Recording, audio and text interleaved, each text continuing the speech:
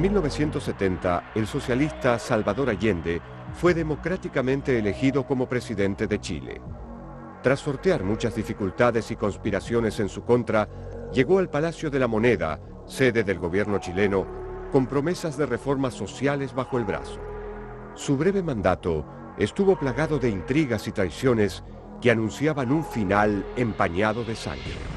El entonces presidente norteamericano Richard Nixon, junto a los empresarios de su país con intereses en Chile, estaban dispuestos a hacer lo imposible para que el sur latinoamericano no se viera envuelto en políticas de izquierda. Juan Seoane, ex jefe de la sección Presidencia de la República del gobierno de Salvador Allende, vivió los complots contra Allende de cerca. El presidente Allende siempre supo de que la Casa Blanca o el gran capital extranjero estaba tratando de conspirar contra ellos. La Casa Blanca y especialmente el gran capital norteamericano se había preocupado de realizar labores en contra de que él asumiera. Estados Unidos tenía negocios millonarios que iban a ser afectados por los proyectos que anunciaba el líder socialista como candidato, entre ellos nacionalizar la explotación del cobre y los servicios telefónicos. La sombra del complot comenzaba a expandirse. En este contexto, Mónica González, reconocida periodista chilena, ganadora del Premio Cabot de la Universidad de Columbia y autora del libro La Conjura, aseguró que Estados Unidos no podía permitir un gobierno socialista en la región. Era un peligro que Estados Unidos no se podía permitir. ¿Por qué? Porque tenía demasiados intereses políticos y económicos. A través de documentos secretos que el Congreso norteamericano desclasificó, se pudo comprobar que ya en septiembre de 1970, la CIA conspiró para evitar que Allende accediera al Palacio de la Moneda. El emblemático secretario de Estado, Henry Kissinger, fue un personaje clave en todo el proceso que desembocó en la caída del presidente chileno. La verdad es que el papel de Henry Kissinger en el golpe en Chile es crucial. Es el hombre más importante en la decisión de Estados Unidos de dar el golpe.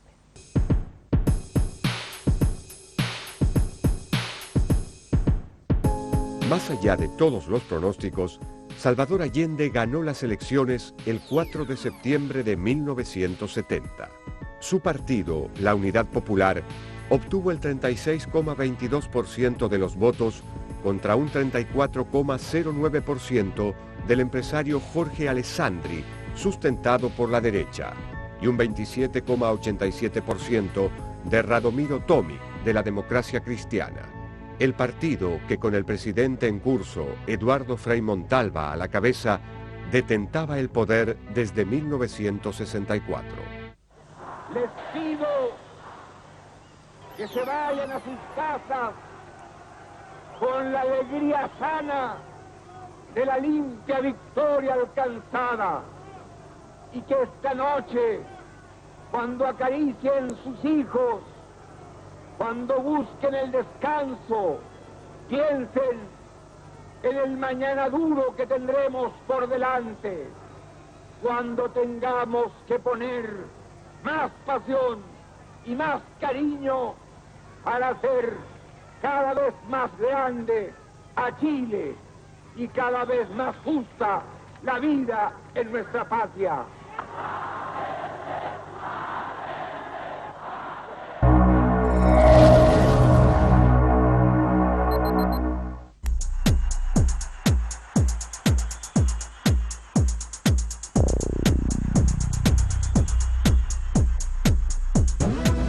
La derecha, los sindicatos y clases más acomodadas chilenas vieron con poco entusiasmo el triunfo electoral de Salvador Allende y no se iban a quedar quietos. Orlando Sáenz, expresidente de Sofofa, uno de los gremios que conspiró contra Allende, recordó este momento. Cuando al atardecer de ese día comenzó a perfilarse primero el rumor y luego ya la certeza de que había ganado Allende, se produjo un sentimiento tremendo de frustración, de miedo, de de contracción en todo ese sector.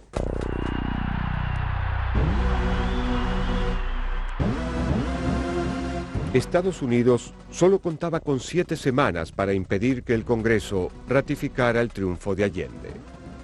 La Casa Blanca comenzó a trabajar de inmediato tratando de presionar a los congresistas chilenos en contra del líder socialista, democráticamente electo por el pueblo chileno.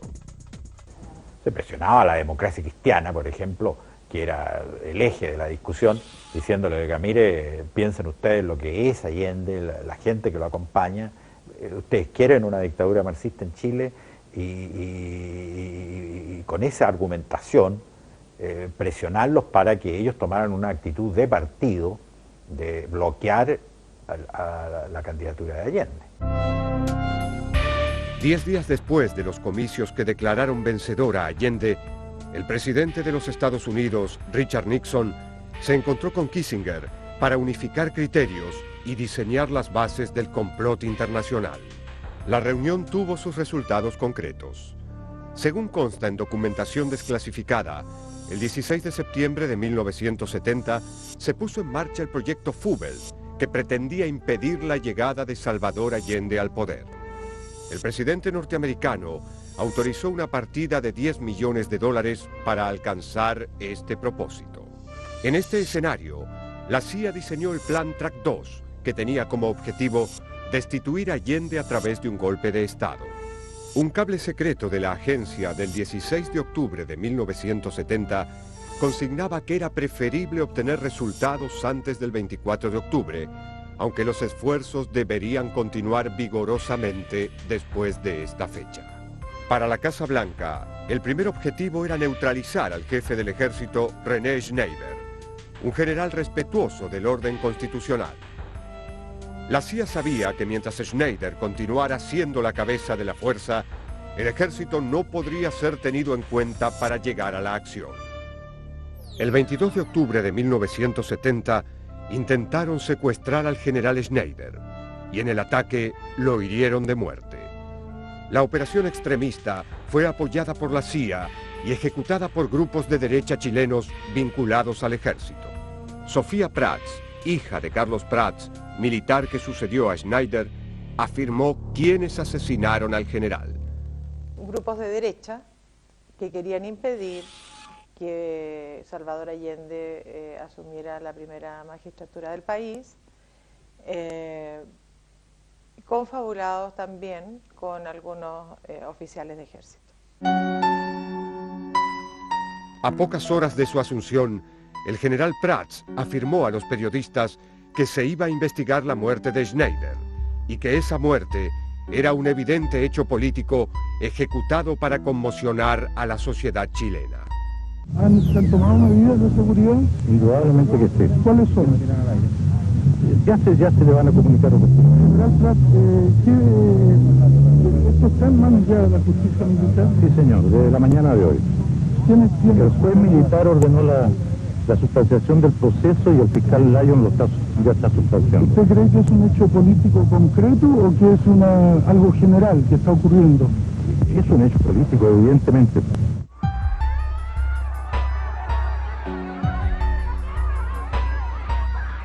Un clima de miedo irracional se respiraba en Santiago. En este contexto lleno de tramas y oscuros intereses, el gobierno democristiano en funciones guardaba un calculado silencio. Sin embargo, Allende era consciente de las conspiraciones que se tramaban a sus espaldas cuando aún no había asumido. Hemos manifestado al presidente de la República que a nuestro juicio esto forma parte de un plan sedicioso que se veía venir y que debe tener profundas y hondas raíces y que puede arrastrar a situaciones dolorosísimas si no se toman las medidas necesarias y no se procede con la drasticidad suficiente a fin de prevenir lo que en la mente extraviada o mercenaria de algunos está en marcha. Pero la CIA y sus socios locales no actuaban solos. También fueron apoyados por la ITT, una empresa norteamericana que con Allende iba a perder su posición dominante en las comunicaciones telefónicas que se hacían en Chile. La ITT como organización internacional se veía afectada sus intereses por la forma en que se estaba desenvolviendo el gobierno de la Unidad Popular. Entonces, hacía todo lo posible por entregar recursos a los movimientos contrarios a Salvador Allende, ya fuera Patria y Libertad o parte del ejército descontento.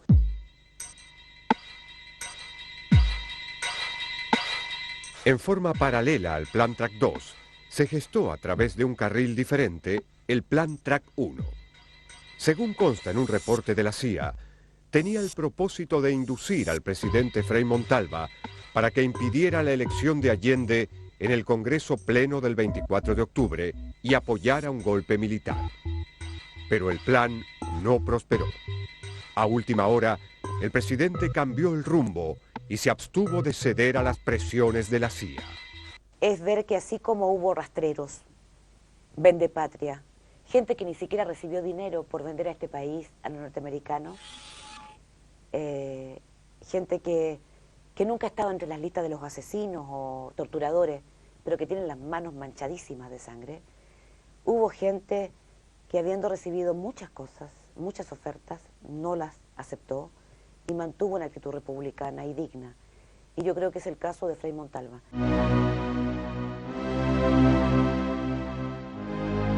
Dos días después del atentado sufrido por el comandante en jefe René Schneider, Salvador Allende fue confirmado por el Congreso chileno. Mientras tanto, los conspiradores seguían moviendo sus piezas.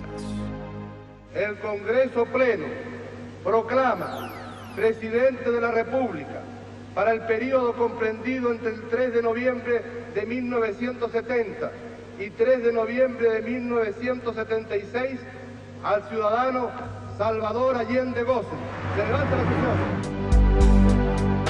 Pero los festejos de los socialistas triunfantes se verían prontamente empañados por más traiciones, conspiraciones y finalmente sangre.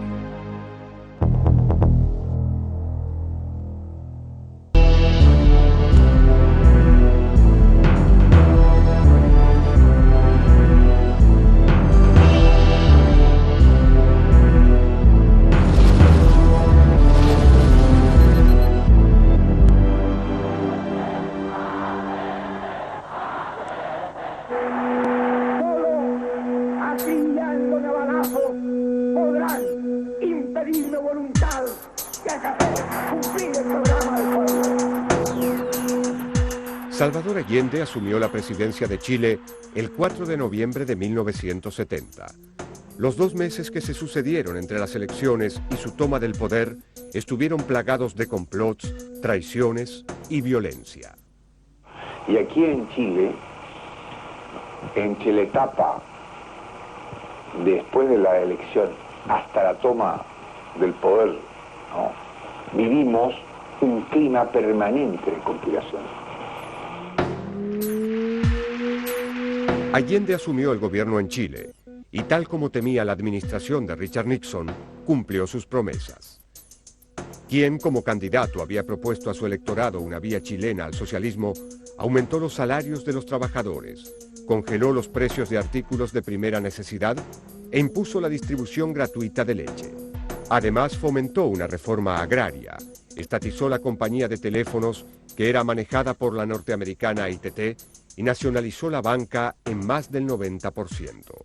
El presidente socialista sumaba enemigos entre las filas del poder económico chileno y los intereses internacionales que seguían tramando conspiraciones contra su gobierno. Desde que el momento en que Salvador Allende asumió con un programa de tinte socialista y empezó a cumplir este programa, ya se empezó a fraguar el golpe militar. Bueno, eso lo tenemos en las propias declaraciones del embajador en ese tiempo en Chile, Corry, que dice que el mismo día que Allende ganó las elecciones presidenciales, Nixon dijo que había que deshacerse de él como fuera lugar. La Casa Blanca evaluó que Allende podía transformar a Chile en una nueva Cuba, esta vez ubicada en el sur del continente, justo en el corazón del patio trasero de los Estados Unidos. Entonces, Nixon y Kissinger resolvieron avanzar sobre el presidente socialista. En Chile ya flotaba el reconocible olor a la traición. Por ejemplo, es impresionante cómo para Henry Kissinger y para Nixon, Allende se convirtió en más peligroso que Castro. Y por eso es la decisión que toman, la fuerza que toma este golpe, la cantidad de millones de dólares que destinan y el empeño que le ponen y la perseverancia en que esto tiene que ocurrir.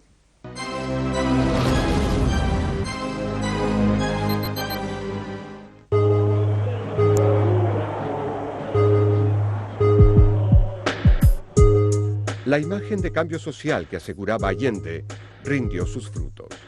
En las elecciones municipales de abril de 1971, su partido logró aumentar al 50,9% el caudal de votos.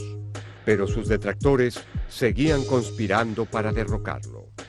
Ahora, habían grandes sectores, especialmente sectores políticos afectados por los cambios que Allende realizaba, que naturalmente se oponían a ello y eran los que creaban algún tipo de problema, pero eran mínimos en comparación al gran apoyo popular que tenía el gobierno.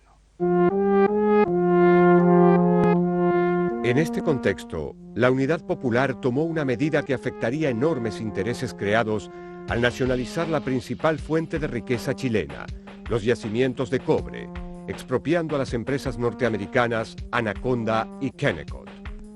El poder norteamericano, sumamente perjudicado, no dejaría pasar la estocada sin vengarse. Una vez más debo recordarles que el cobre es el fuego de Chile, así como la tierra es su pan. El pan de Chile lo van a garantizar los campesinos con su conciencia revolucionaria. El futuro de la patria, el fuego de Chile está en las manos de ustedes. Frente a las medidas económicas adoptadas por Allende, la Casa Blanca impulsó un bloqueo económico internacional en contra de Chile. Y la derecha chilena tampoco iba a quedarse atrás en su oposición hacia Allende. El mandatario estaba cada vez más cercano. La conclusión inmediata era que había que sacar al régimen de Allende.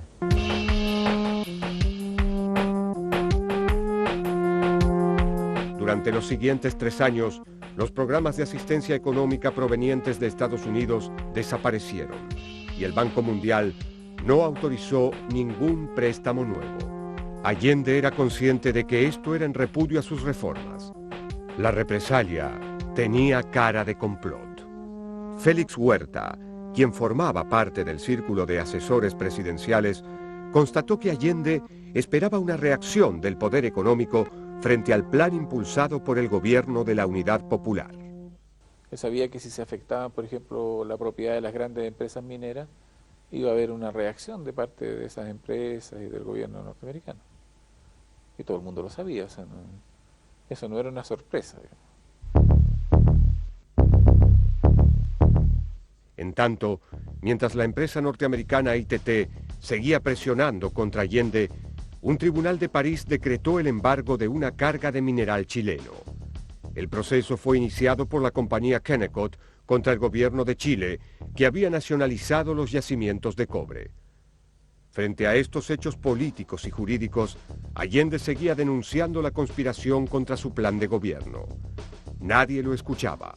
Estaba prácticamente aislado.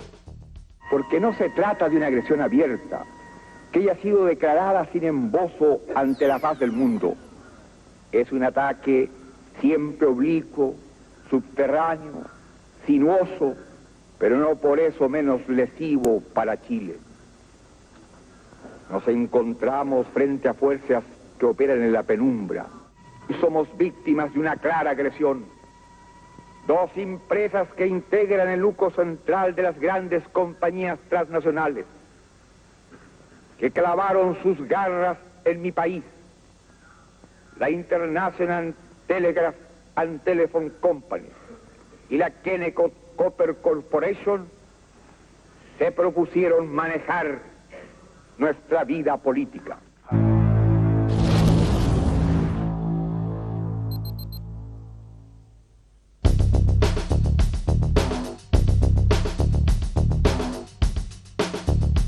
Allende, consciente de la maquinaria del terror que lo cercaba, intentó fortalecer lazos con posibles aliados internacionales. El líder cubano, Fidel Castro, visitó Chile en noviembre de 1971 y permaneció en el país por espacio de un mes. Algo extraordinario en Chile, está ocurriendo un proceso único, algo más que único, insólito, insólito. Es el proceso de un cambio,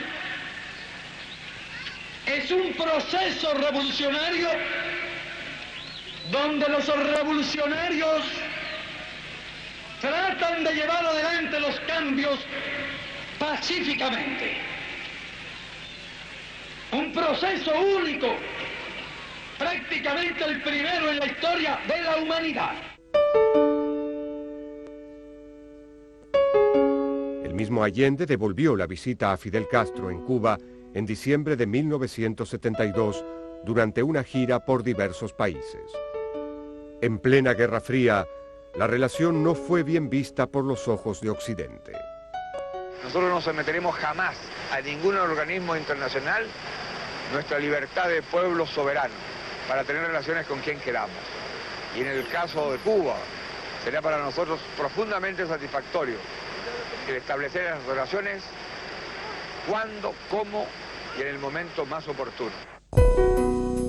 Pero la solidaridad de Cuba no alcanzaba. Chile estaba aislada.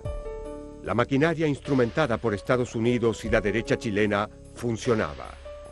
Y el proyecto de desestabilización estaba en marcha. ¿Cómo se instrumentó la acción psicológica desde los medios? ¿Quiénes fueron subvencionados con dinero sucio para seguir adelante con la conjura que terminó con el gobierno de Salvador Allende?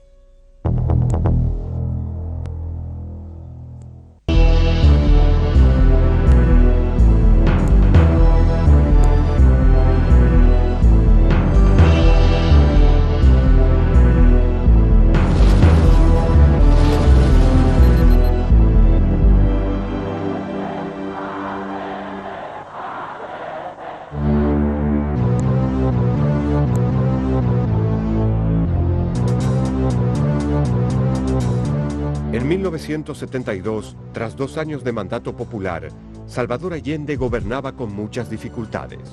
Sin mayoría en el Parlamento chileno y en jaque perpetuo por el gobierno de los Estados Unidos, la CIA, la oposición política y los grandes empresarios, el presidente socialista y sus aliados aseguraban que desde Estados Unidos se hacían aportes financieros a los conspiradores locales.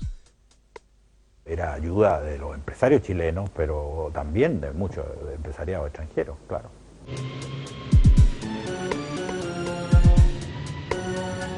La violencia se observaba en las calles y los complotados ya se podían contar en los cuarteles, en las cámaras empresariales y entre los propios integrantes del Parlamento. Existen pruebas irrefutables de que hubo congresistas chilenos y militares chilenos que recibieron dinero por parte de Estados Unidos para participar en el complot. Para reforzar a la oposición y bajo el firme propósito de concretar un golpe de Estado, la CIA canalizaba secretamente fondos en las campañas previas a las elecciones legislativas chilenas. La prensa difundía rumores acerca de todo, desde la nacionalización de las empresas hasta que la carne en venta estaba en estado de putrefacción y el agua potable no era apta para el consumo.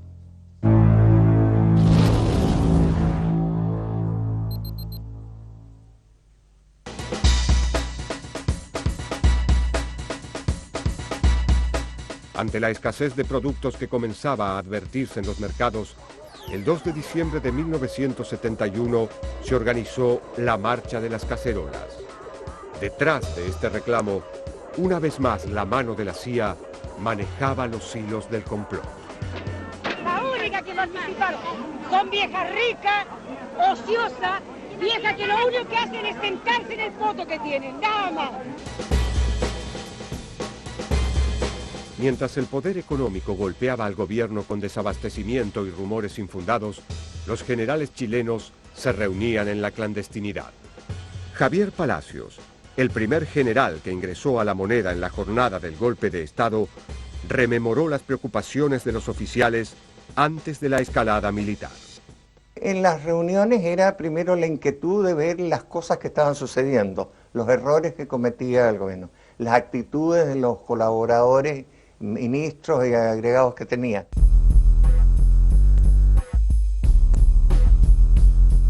El 10 de octubre de 1972, la Confederación de Dueños de Camiones, presidida por León Villarín, inició una huelga nacional.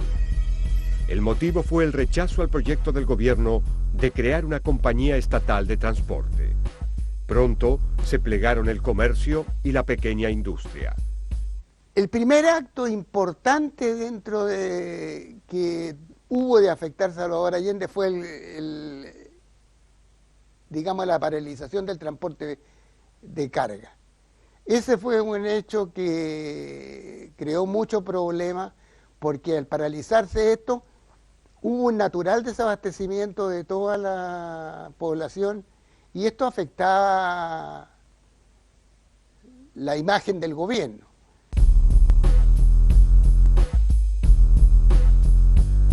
El paro de octubre no solo fue seguido atentamente por los agentes destinados en Chile, sino que la CIA también ofreció a los huelguistas apoyo económico.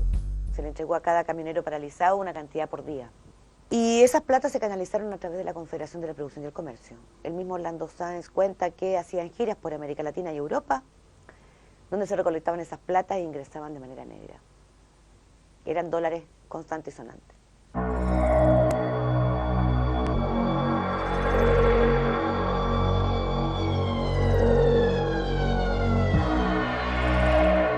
El clima se tornaba cada vez más oscuro y ya había quienes hablaban abiertamente de la caída del gobierno. Este paro va a durar hasta que triunfemos. Si eso significa la caída de Allende, será mejor y será para la felicidad de Chile.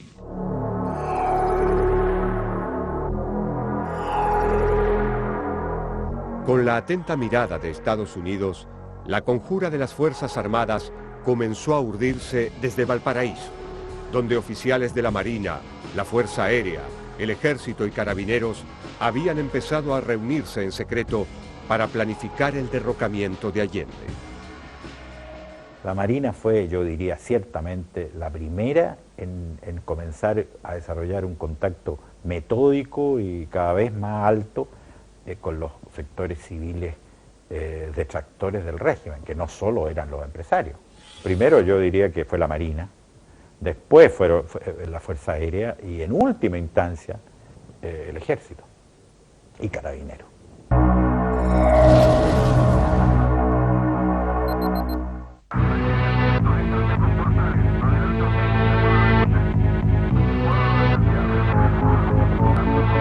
En la madrugada del 29 de junio de 1973, un grupo de tanques se dirigió hacia el Palacio de la Moneda.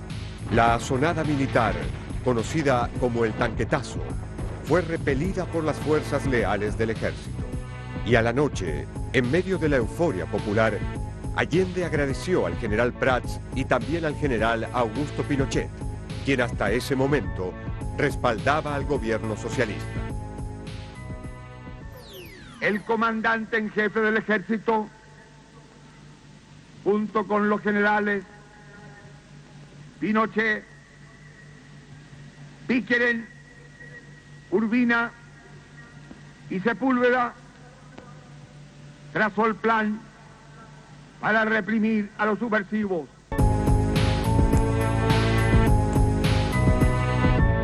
El tanquetazo demostró que Prats era un general que apoyaba a la democracia chilena. Y esto implicó que los conspiradores de la CIA y la Casa Blanca lo transformaran en un blanco móvil. Finalmente, cansado del hostigamiento y las presiones públicas y secretas, Prats renuncia a la jefatura del ejército.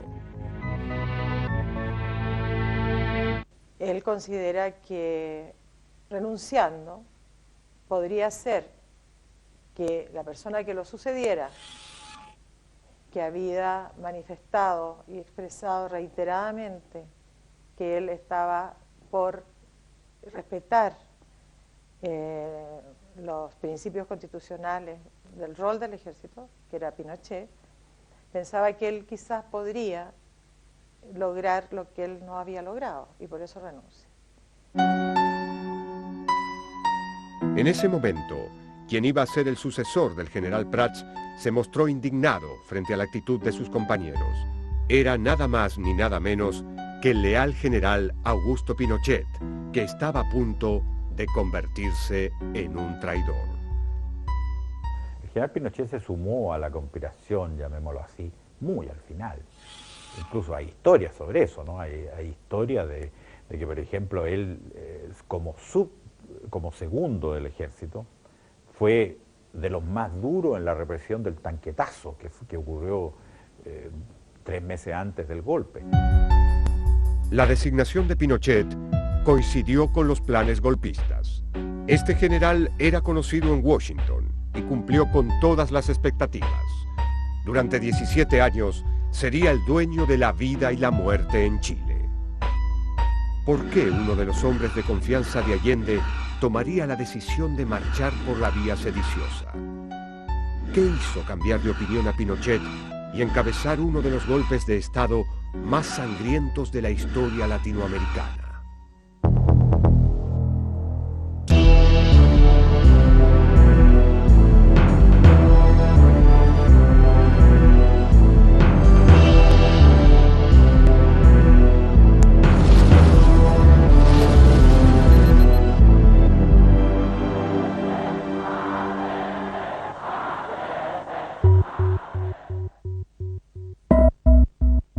Cuando Salvador Allende asumió el gobierno en 1970, el general Augusto Pinochet tenía 54 años y una carrera militar que parecía llegar a su fin. Pero su destino sería muy distinto. A principios de 1971, el entonces comandante en jefe del ejército, general Prats, reestructuró el alto mando de su fuerza y promovió a Pinochet. Lo ubicó al frente de la guarnición de Santiago. 2 años más tarde, a punto de explotar el golpe de Estado, Allende lo nombró jefe del ejército en lugar de Prats, convencido de que se trataba de un militar democrático que podría mantener el orden entre las filas de su arma y prevenir un golpe. Sin embargo, a último momento, cambió de bando. Solo 2 días antes del golpe, el domingo 9 de septiembre, Augusto Pinochet rubricó junto a Gustavo Lee, jefe de la Fuerza Aérea, el acuerdo secreto que cerraba la conspiración golpista. El documento ya había sido firmado por el almirante José Toribio Merino, jefe de la Armada. Los días previos había una calma absoluta, todo era silencio. Lo lindo de esto fue el secreto de la operación. El secreto estuvo en el secreto mismo que tuvimos, que nos conjuramos a no contarle ni a Nuestra Señora. La noche del 10 de septiembre, los conspiradores ultimaron todos los detalles de la conjura. Allende, por su parte, preparaba el texto de un plebiscito para determinar si continuaba al frente de la vía chilena al socialismo. El presidente quería convocar la consulta para ese mismo día, pero a pedido de Pinochet, decidió postergarla para el 11 de septiembre. Se veía que algo iba a pasar. Entonces era previsible de que Allende pudiera llamar a un plebiscito en el cual fuera la ciudadanía la que diera su veredicto respecto a si estaba de acuerdo con el proceso o no, o había que cambiarlo. Allende accedió a la solicitud de retrasar el plebiscito sin advertir que el golpe estaba tan cerca. Horas después, el 11 de septiembre de 1973, a las 6 de la mañana, el golpe comenzó. Yo, el día que actué, salí a las 4 de la mañana y no le dije a mi señora dónde iba y lo que iba a hacer. Solamente lo vino a saber por la radio cuando le dijeron que yo estaba en un tanque arriba de La Moneda.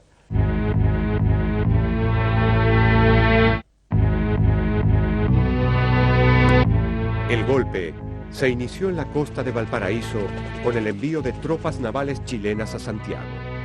La Armada norteamericana vigilaba desde alta mar. Y el primer signo que tuvo el régimen de que el golpe de Estado se estaba empezando a producir fue el regreso a Valparaíso de la Armada, que se suponía en alta mar en maniobras conjuntas con la Armada norteamericana, la operación UNITAS, que usted sabe. A las 7:30, el presidente Allende se reunió con su grupo más cercano en el Palacio Presidencial de La Moneda para analizar la situación. Poco tiempo después, los tanques rodearon el lugar. 5 para las 10 de la mañana y aparecen frente al Palacio de Gobierno fuerzas blindadas y están tomando ubicación frente al Palacio de la Moneda. Sus ametralladoras apuntan en dirección al palacio.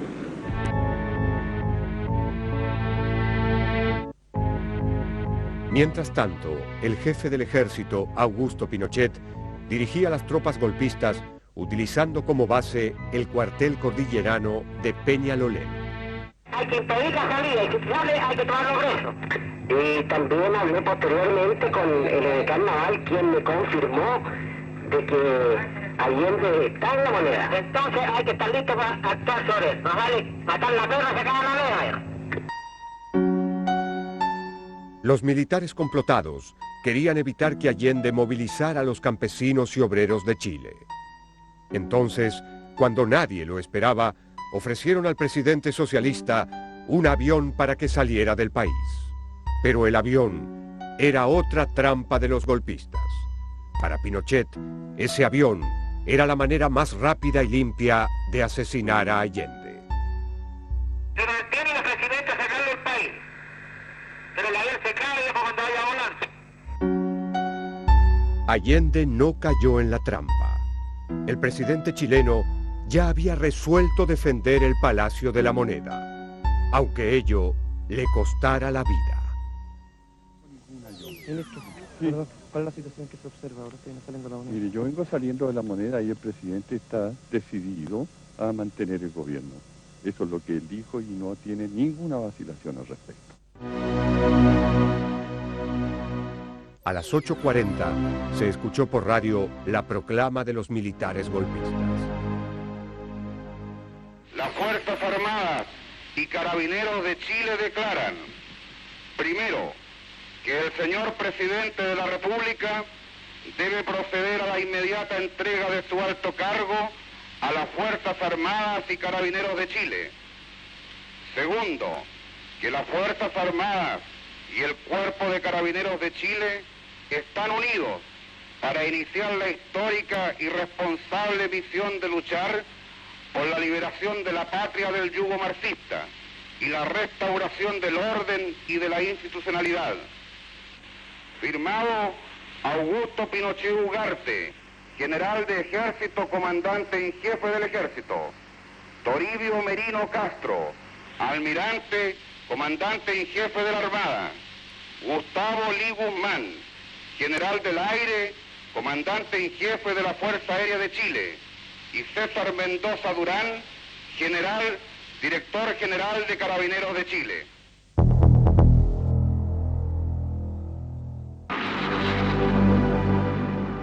Los aviones Hawker Hunter de la Fuerza Aérea realizaban amenazadores vuelos rasantes sobre el palacio.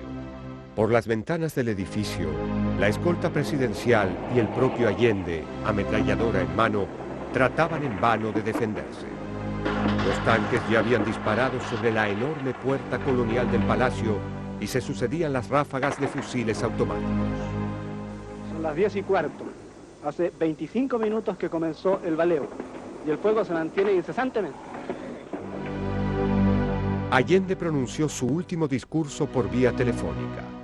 Fue transmitido por la única radio democrática aún en el aire, Radio Magallanes, luego de que las restantes fueran bombardeadas. Colocado en un tránsito histórico, pagaré con mi vida la lealtad del pueblo.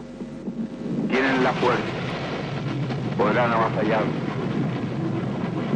pero no se detienen los procesos sociales, ni con el crimen, ni con la fuerza. La historia es nuestra y la hacen los pueblos.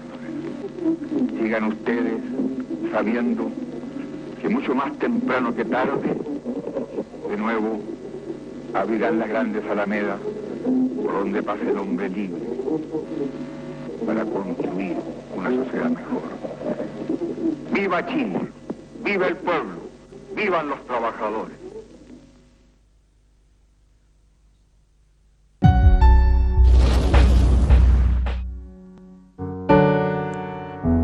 Terminado su último mensaje al país, Allende se trasladó al Salón Toesca y reunió a las personas que aún resistían la embestida militar.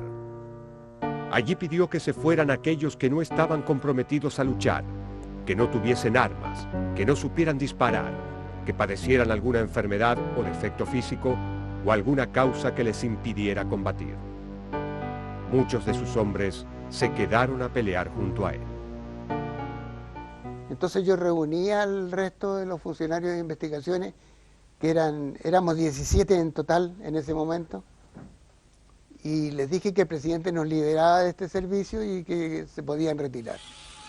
Entonces me dijeron, no, si nosotros nos vamos a quedar igual, y se quedaron todos. Yo creo que ese fue uno de los mayores actos de dignidad que a mí me ha tocado ver en la vida. Da gusto escuchar. Yo hablé personalmente con él. Le intimé rendición en nombre de los comandantes en jefe y contestó con una serie de garabatos nomás. O sea, quiere decir que a las 11 cuando lleguen los primeros pericos, allá hay que lo que va a pasar. A las 11 en punto se bombardea. Apenas las mujeres alcanzaron a salir del Palacio de la Moneda, comenzó el bombardeo aéreo. Eran las 11:03 del martes 11 de septiembre.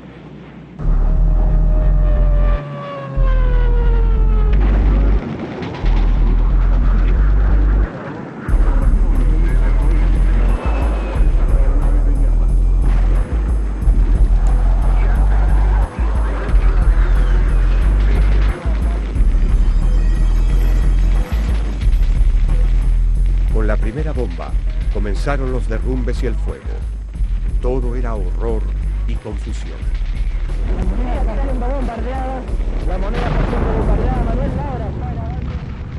En medio del horror y el humo, Allende comenzó a saludar a sus más fieles colaboradores.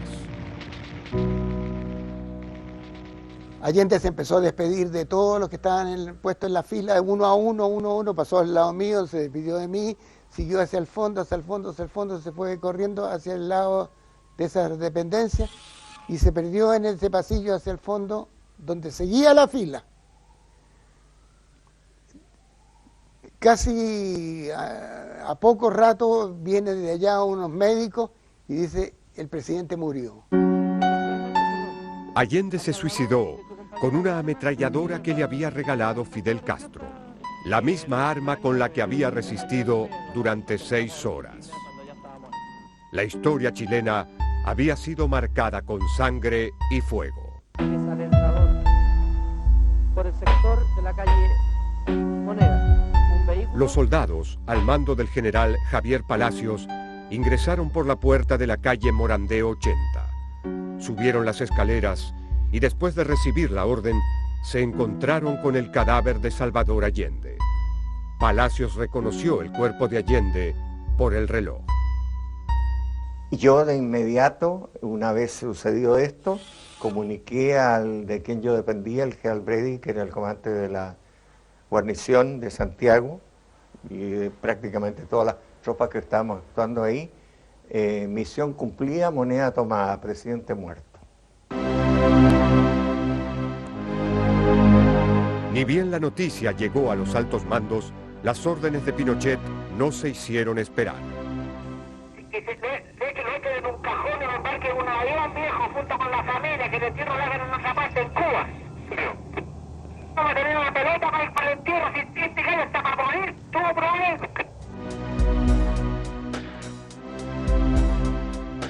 Washington brindó una cálida recepción a la junta militar. La Casa Blanca apoyó al gobierno dictatorial y envió ayuda económica para apaciguar la escasez de alimentos en Chile. Los teléfonos y el cobre fueron reprivatizados. Los derechos de ITT y las empresas norteamericanas Anaconda y Kennecott restituidos.